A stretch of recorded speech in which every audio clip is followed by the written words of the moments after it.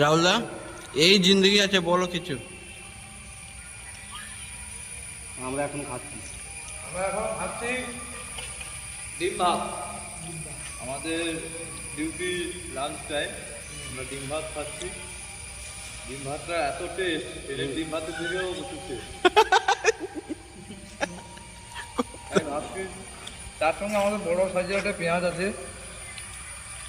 ডিমের ঝোলে বড় বড় লঙ্কা দিয়েছিল। আচ্ছা, আমার ভাগের ডিম। আপনারাই তো মোটামুটি আমরা একটু টার্গেটের মধ্যে আছি, বৃষ্টির জলে ভিজেও গেছি।